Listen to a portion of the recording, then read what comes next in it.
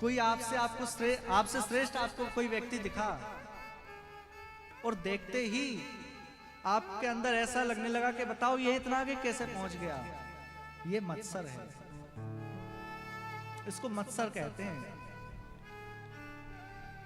पर ऐसे व्यक्ति भी श्रीमद् भागवत सुनने के अधिकारी नहीं है। निर्मत्सराणाम सताम। और एक बात कहूं, भगवान को पाने में न क्रोध उतना बाधक बनेगा, न काम बाधक बनेगा, न लोभ बाधक बनेगा, लेकिन यदि हमारे अंदर ये ईर्ष्या भाव है ना, तो हमें भगवान कभी नहीं मिलेंगे। आप मेरी बात याद रखिएगा, किसी को भी देखकर आपको ये लगे कि ये हमसे आगे क्यों हो गया, या ये इतना आगे क्यों बढ़ रहा है, इसके पास इतना धन कैसे है, जिस दिन आपको ऐसा लगे तो मेरी बात याद कर लेना कि फिर आपको ठाकुर जी कभी नहीं मिलेंगे। क्योंकि ठाकुर जी को सबसे घृणा यदि किसी वस्तु से है तो वो ईर्ष्या से। जिसके अंदर ईर्ष्या होती है उससे ठाकुर जी बिल्कुल प्रसन्न नहीं रहते। तो निर्मत्सराणाम सताम वैद्यम वास्तव मत्र वस्तु सेवनम तापत्रयोन्मूलनम। संबंध क्या है? ये हमारा संबंध श्री कृष्ण से कराती है भागवत जी। अब हम श्री कृष्ण को ही तो जान रहे हैं, तो श्री कृष्ण से संबंध कराती हैं। और प्रयोजन क्या है? तो बड़ी सुंदर बात यहां कही है, श्रीमद् भागवते महामुनि कृते किं वा परैरीश्वरा सद्यो हृदयवरोधृते कृतभिः शुश्रूषुभिस्तक्षणा। आप कमरे में बैठे हैं, आपकी इच्छा हुई कि चलो नीचे कथा चल रही है, कथा सुनाए, तो आपके अंदर जैसे ही इच्छा प्रकट हुई उसी समय ठाकुर जी आपके हृदय में प्रकट हो जाएंगे। ये श्रीमद् भागवत का प्रयोजन है। आपके हृदय में ठाकुर जी प्रकट हो जाएंगे। और मैं किसी ग्रंथ की कोई कटाक्ष नहीं कर रहा हूं, लेकिन जो और ग्रंथ होते हैं ना, उसमें हमें ठाकुर जी को बुलाना पड़ता है, भगवान को बुलाना पड़ता है। पवन तनय संकट हरण मंगल मूर्ति रूप और राम लखन सीता सहित हृदय बसऊं स्वरूप। बुला रहे हैं, आ जाओ। लेकिन श्रीमद् भागवत सुनने के लिए बुलाना नहीं पड़ता। जैसे ही हमारे अंदर इच्छा प्रकट होती है, ठाकुर जी आकर बैठ जाते हैं, अवरुद्ध हो जाते हैं। और इसके बाद तो बड़ी सुंदर बात कह रहे हैं कि श्रीमद् भागवत क्या है? निगम कल्पितरो निगलितम फलम सुख मुखात अमृत द्रव संयुतो पिबत भागवतो रसमालयं मुहुर्मुहु रसिका भुवि भावुका। क्या कह रहे हैं? वेद रूपी कल्प वृक्ष है ना, उसका पका हुआ फल है श्रीमद् भागवत। पका हुआ फल, और इसको जितना हो सके खूब पियो, खूब पियो, जितना हो सके, क्योंकि ये जो श्रीमद् भागवत है बड़ा मीठा है। जितना हो सके पियो इसको। तो कोई पीवे हो, कोई पीवे, कोई पीवे, कोई पीवे, कोई पीवे संत सुजाने नाम रस। कैसा है? मीठा है नाम रस, मीठा है कृष्ण रस, मीठा है कृष्ण रस, मीठा है। कोई पीवे हो, कोई पीवे, कोई पीवे, कोई पीवे, कोई पीवे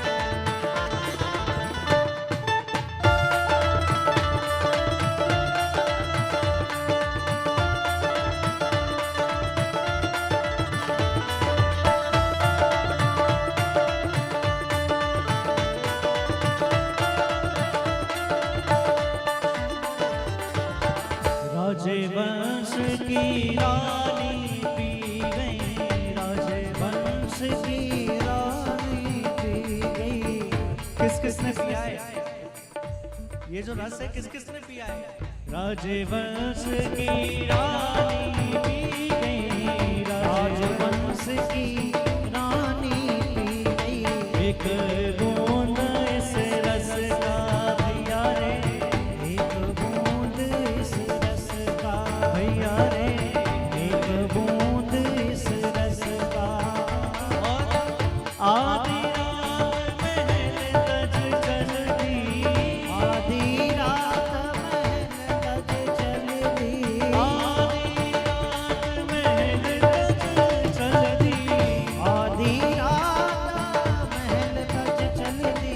रहा न मनवा बस का भैया रे, रहा न मनवा बस का भैया रे, रहा न मनवा बस का। और गिरधर की दीवानी मीरा, गिरधर की दीवानी मीरा, गिरधर की दीवानी मीरा, गिरधर की दीवानी मीरा। ओ ध्यान छूटा यश का भैया रे, ध्यान छूटा यश का भैया रे, ध्यान छूटा यश का। वन वन डोले श्याम दीवानी, वन वन डोले श्याम दीवानी। देखो आप लोग वृंदावन में बैठे हो, मैं कितनी बार याद दिलाऊंगा आपको। अरे भैया वृंदावन में आके ऐसे नहीं बैठा जाता है। जो वृंदावन में आके ऐसा बैठता है ना, फिर ठाकुर जी कहते हैं ठीक है अब तो वृंदावन में जाके ऐसे ही बैठते हो, तो घर पे ही ऐसे बैठे रहो, फिर वृंदावन नहीं ले जाते। इसलिए सभी झूमते हुए वन वन डोले श्याम दीवानी, वन वन डोले श्याम दीवानी, वन वन डोले श्याम दीवानी, वन वन डोले श्याम दीवानी। लाग्यो नाम का चस्का, नाम रस मीठा है, नाम रस मीठा है। ओ कृष्ण रस मीठा है, कृष्ण रस मीठा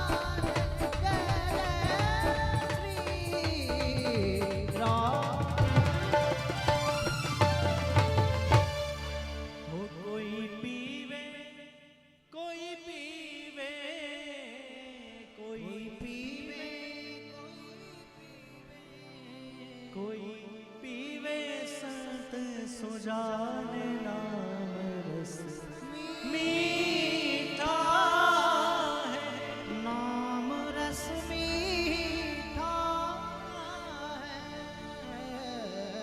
श्रीमद् भागवत महापुराण। देखो अभी तो श्रीमद् भागवत का मंगलाचरण चल रहा है और कितना आनंद आ रहा है कि नहीं? देखो झूठा झूठा मत बोलना, वृंदावन में बैठे हो। आ रहा है कि नहीं? हाथ उठाओ।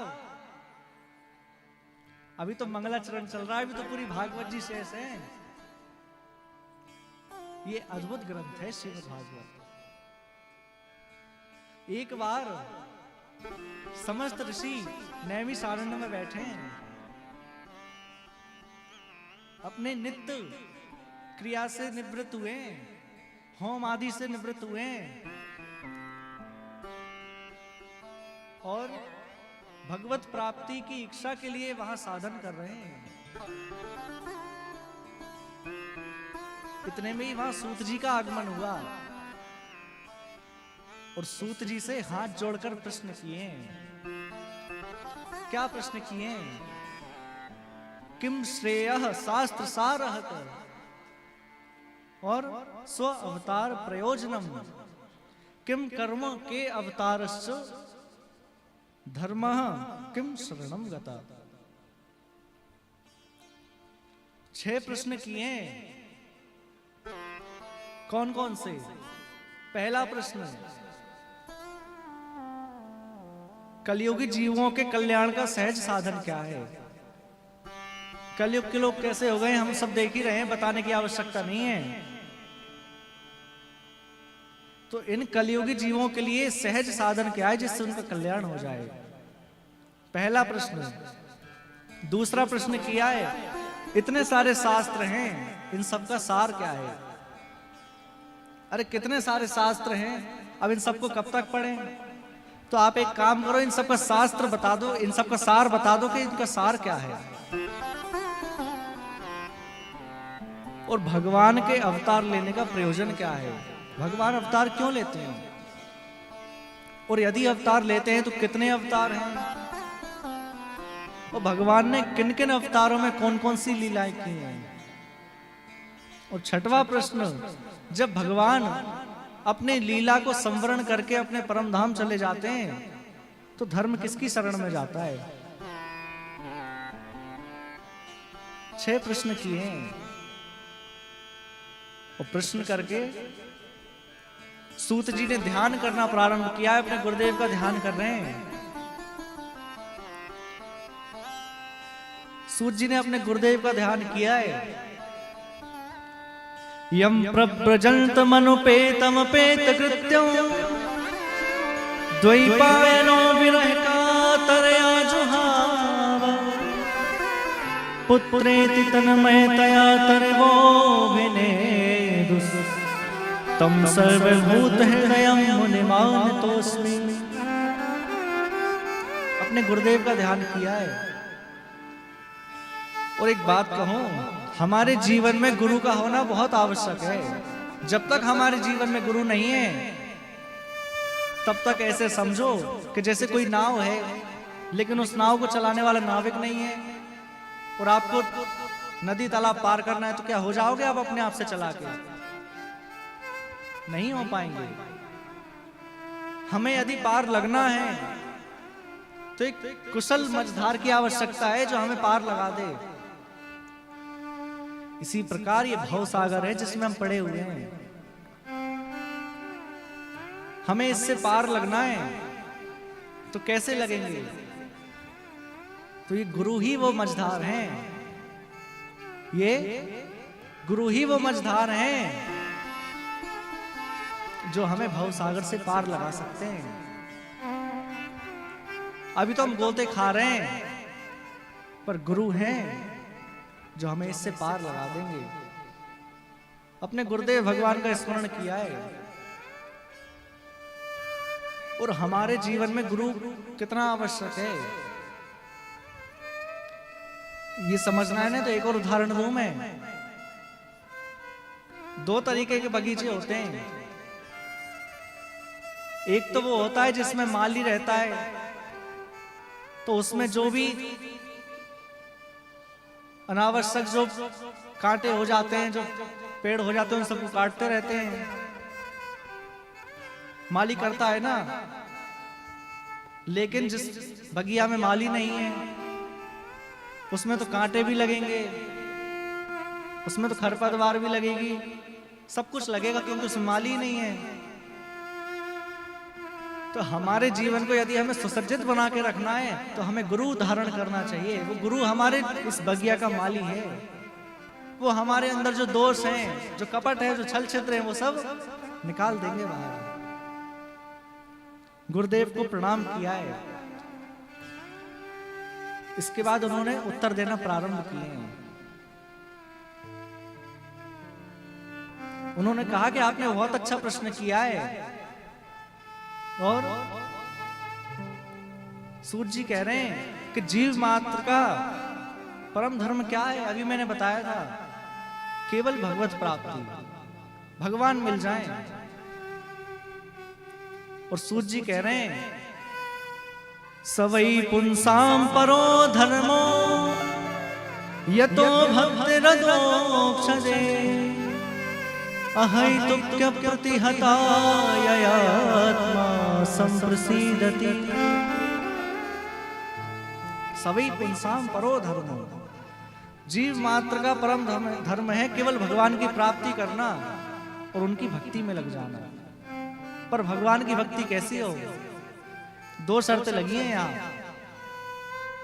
पहली तो अहेतु की भक्ति हो, भगवान से कुछ मांगना हो। अभी मैं बता रहा था आपको, भगवान से कुछ ना मांगे,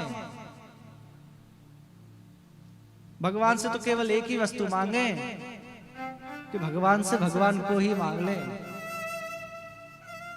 क्योंकि हम भगवान से कुछ मांगेंगे तो उतना नहीं मांग पाएंगे जितना वो देने की सामर्थ्य रखते हैं। हम मांगेंगे तो अपने हिसाब से मांगेंगे। अरे ये तो ऐसे ही हुआ कि कोई गरीब व्यक्ति है, राजा उससे प्रसन्न हो गया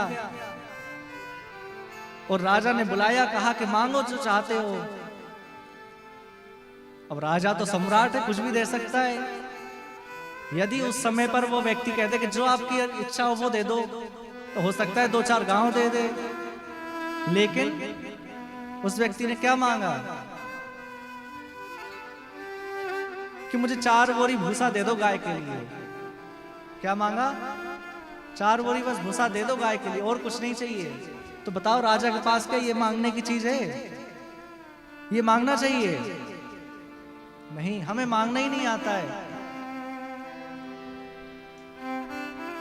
भगवान से कभी नहीं मांगना चाहिए कुछ, अहेतु की भक्ति हो। अभी आप चले जाइए, वृंदावन की परिक्रमा कर रहे हैं लोग, कितने लोग दंडवती परिक्रमा कर रहे हैं। जाकर किसी से पूछो कि भैया आप परिक्रमा क्यों कर रहे हैं, तो कोई कहेगा मेरी माता जी बीमार है, कोई कहेगा मेरे घर में सुख समृद्धि आ जाए इसलिए कर रहे हैं, कोई कहेगा मेरी जॉब नहीं लग रही है इसलिए कर रहे हैं।